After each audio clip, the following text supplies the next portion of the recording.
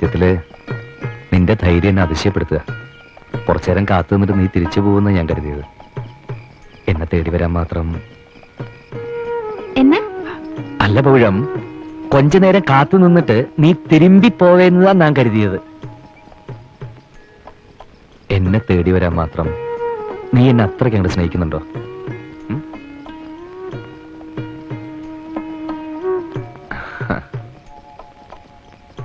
ആ 3:30 മണിക്ക് രാമേശ്വരത്തേക്ക് ഒരു ബസ് ഉണ്ടെന്നല്ലേ നീ പറഞ്ഞത്?